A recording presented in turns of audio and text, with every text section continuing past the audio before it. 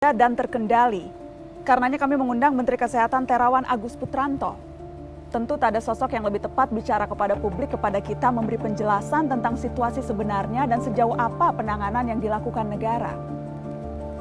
Adalah Pak Terawan yang punya wewenang, akses anggaran dan pemberi arahan. Pastilah di atas sana beradu banyak kepentingan, namun Pak Terawan semestinya orang paling gencar memperjuangkan kepentingan kesehatan. Presiden terus membentuk tim berbagai rupa, menteri-menteri lain juga sudah angkat suara, namun selama jabatan Menteri Kesehatan masih di tangan, tanggung jawab terbesar tak bisa lepas dari pundaknya. Kesekian kalinya kami mengundang, inilah kursi dan panggung mata najwa untuk Menteri Terawan.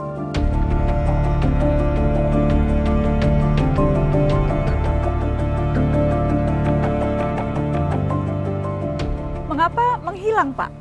Anda minim sekali muncul di depan publik memberi penjelasan selama pandemi. Rasanya Menteri Kesehatan yang paling low profile di seluruh dunia selama wabah ini hanya Menteri Kesehatan Republik Indonesia. Atau kehadiran Menteri Kesehatan di muka publik memang Anda rasa tidak terlalu penting? Sejak awal pandemi Anda terkesan menganggap virus ini bukan ancaman besar. Apakah kini Anda mengakui bahwa kita kecolongan dalam langkah penanganan di awal yang seharusnya bisa lebih tanggap? Saya ingin klarifikasi informasi, apakah betul di awal-awal pandemi dulu justru Anda Menteri Kesehatan yang mengusulkan bahwa kita tidak perlu melakukan karantina wilayah? Pak Terawan, sampai sekarang kondisi pandemi belum juga terkendali, data dan angka jelas menunjukkan itu. Di saat negara-negara lain bahkan sudah berangsur-angsur bisa memperlonggar situasi, Pak. Kenapa kita tertinggal? Presiden Jokowi secara terbuka berulang kali menegur kinerja Anda di depan publik. Berangkat dari penilaian atasan Anda itu, saya akan beri kesempatan pada Anda untuk menjelaskan soal teguran itu satu persatu, Pak Menteri.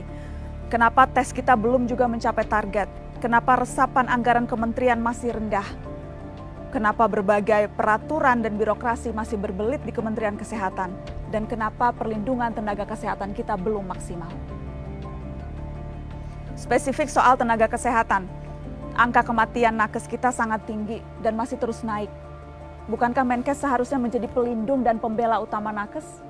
Kapan perbaikan bisa kita lihat? Masih saja ada disparitas antara data pusat dan data daerah. Padahal data saat pandemi sangat krusial untuk menentukan kebijakan. Mengapa sampai sekarang tidak juga beres? Bagaimana dengan data bahwa gedung Kemenkes menjadi klaster perkantoran terbesar di Jakarta? Kenapa tidak terbuka dan transparan lalu menutup kantor, Pak? Pak Terawan, ada banyak Menteri Kesehatan yang mundur karena penanganan COVID-19.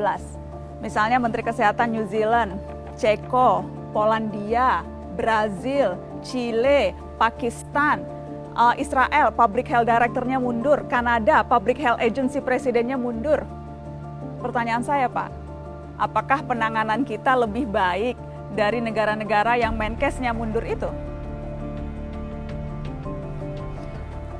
Yang jelas bukan hanya desakan ke Presiden, tapi publik diantaranya lewat petisi meminta kebesaran hati Anda untuk mundur saja. Siap mundur, Pak?